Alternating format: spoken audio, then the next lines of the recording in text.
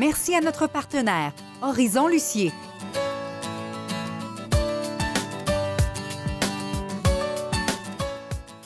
Et c'est reparti pour une autre belle série de découvertes. Après avoir passé l'été sur notre fraisière, les aventuriers reprennent la route. Et comme on est passionné de camping et d'expériences agrotouristiques, on a choisi la formule Terrego. Le principe est tout simple. S'arrêter pour une nuit chez des producteurs du terroir pour vivre une expérience vraiment unique. Prenez la route avec nous et préparez-vous à vivre toute une aventure.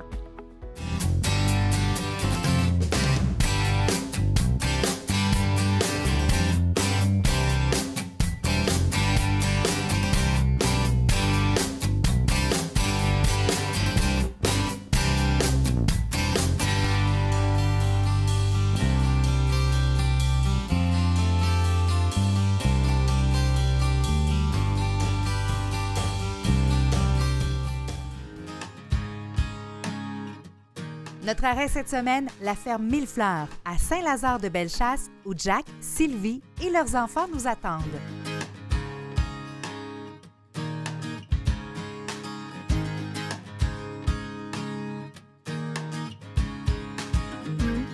Les terrains Terrego sont faciles d'accès, près du verger, des animaux et de la cantine. On a choisi de s'installer pour la nuit juste devant les chevaux. Une belle surprise pour Lily qui les adore. On prend le temps de s'installer et de casser la croûte et on sera prêt pour notre belle visite guidée.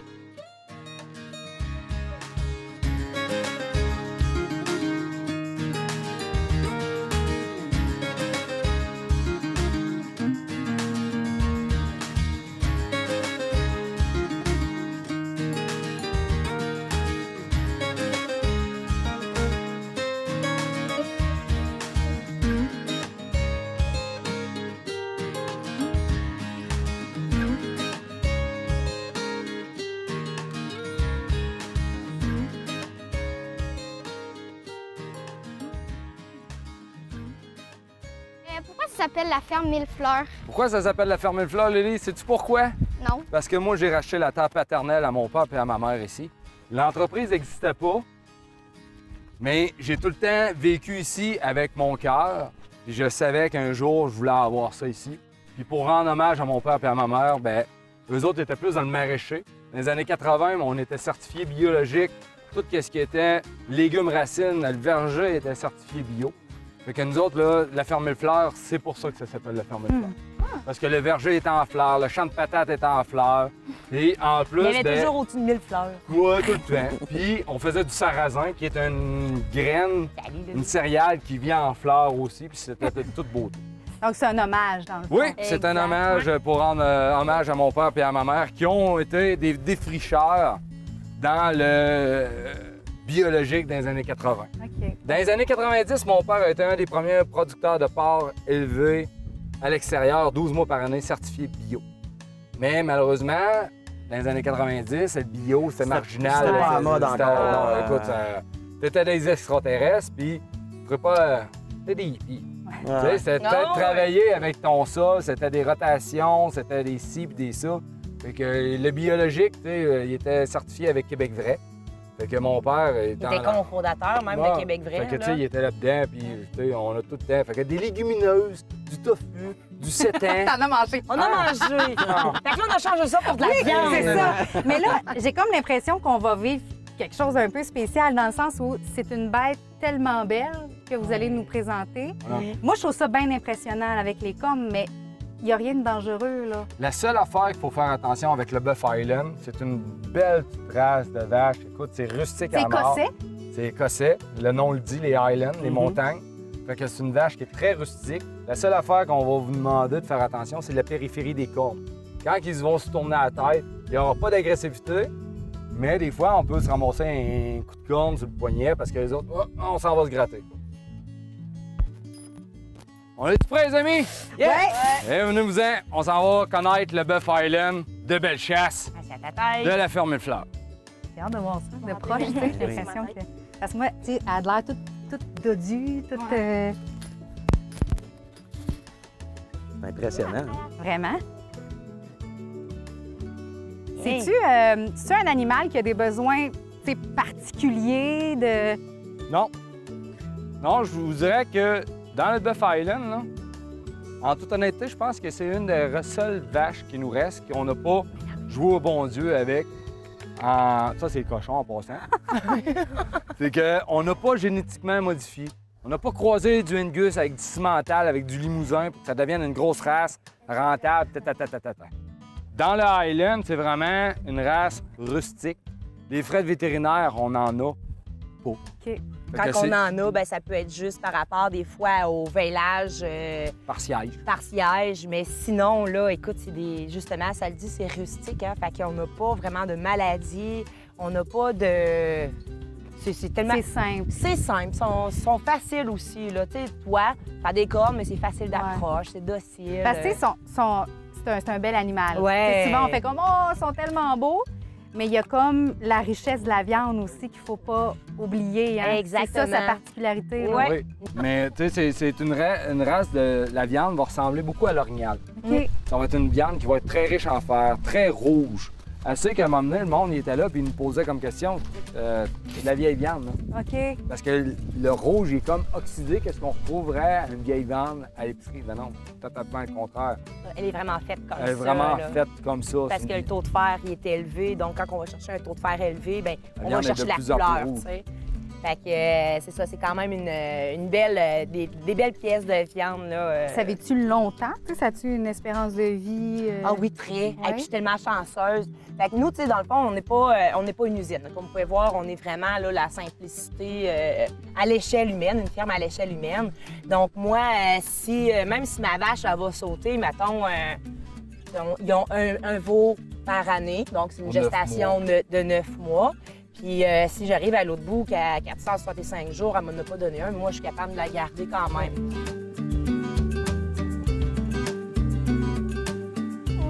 Pièce de viande, Highland, à me proposer, ce serait quoi qui serait le meilleur? Mon chum, là, je te donnerais pas nécessairement le tomahawk. Le tomahawk, c'est débile, c'est le fun parce que c'est une pièce qui est hot, puis ça fait viking avec l'os. C'est vrai. Ah, c'est terrible. Mais, puis, chaque pièce avec os est débile. Fait que le tomahawk, le T-bone, le sobuco, à la minute que tu tombes avec une pièce, avec un os, avec de la moelle, c'est ça que tu vas triper. Puis en plus, dans le Buff Island, vu que c'est Vu maigre, que c'est maigre, ça prend un peu d'os pour qu'elle ça prend un peut-être peu du jus. plus d'os. Mais là, je m'en vais te présenter le cochon, là.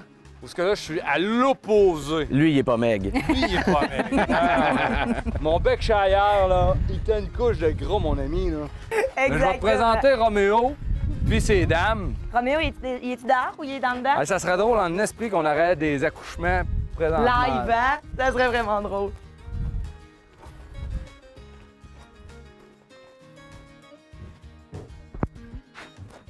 Non. Non. Et non. Ouh! C'est du gros cochon. Ouais, fait que, tu sais, ça...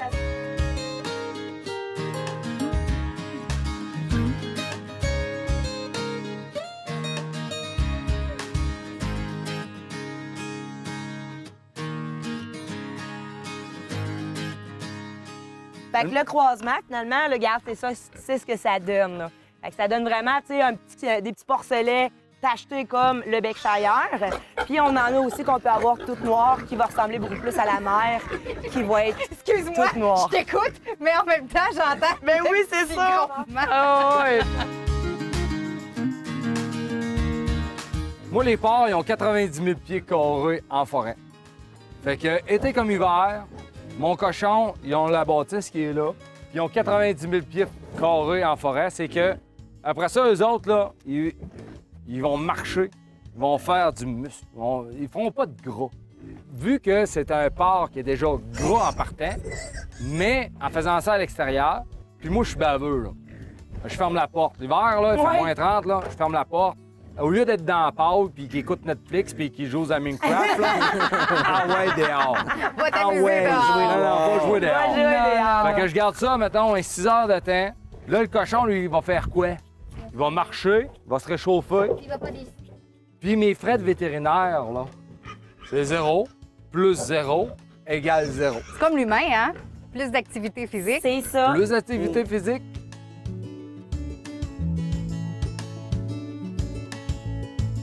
Informez-vous sur la visite guidée. Sylvie et Jack sont des passionnés et d'excellents raconteurs. C'est une belle façon pour toute la famille d'en apprendre davantage sur le Buff Island et les autres animaux de la ferme. Vivre sur une ferme, c'est assurément un mode de vie pour toute la famille. C'était très touchant d'entendre les enfants échanger sur leur quotidien, se trouver des points communs.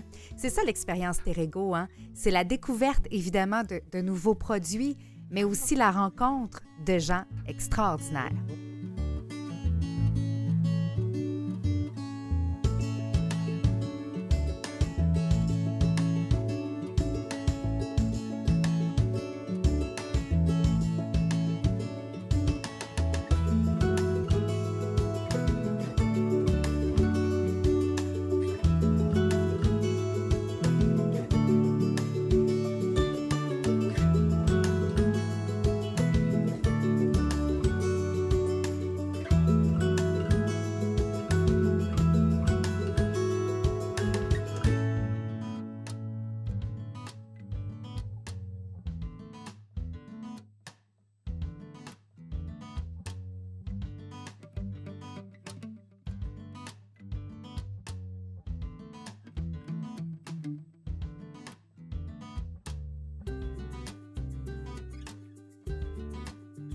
Petit déjeuner avec les bons produits qu'on a pu se procurer à la boutique, puis départ pour le parc des Chutes Rouillard.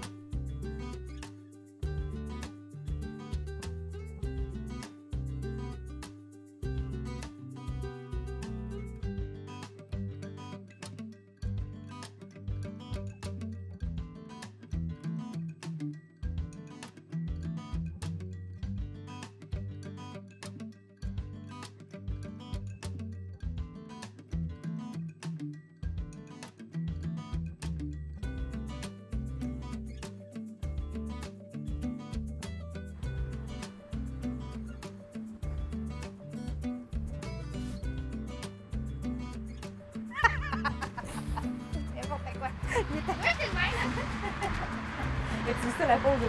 Pourquoi tu fais genre...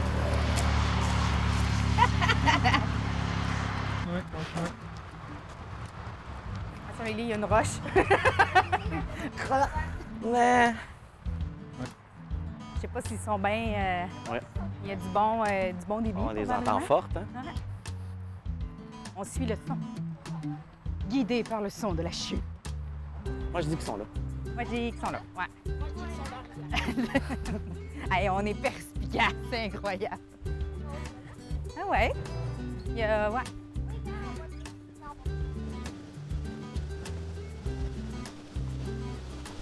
Wow! C'est fou, hein? Vraiment beau. Il y a le petit l'entonnoir. On essaie-tu d'aller voir là? Oui! On peut bien. Peut-être... Ah, regarde, oui, un petit chemin, là, regarde ici, là. Oui.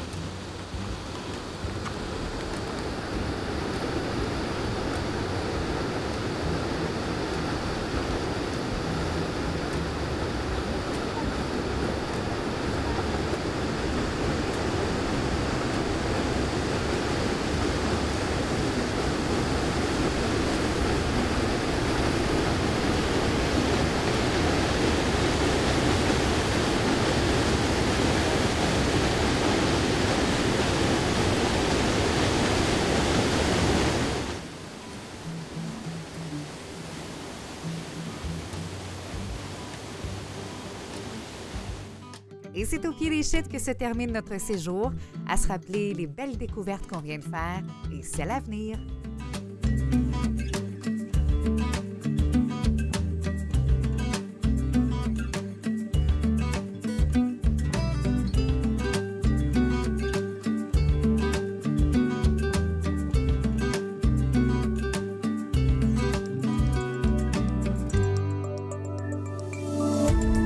Cette émission d'Accès est appuyée par Cogeco et est rendue possible grâce à la collaboration de la communauté avec Nous TV.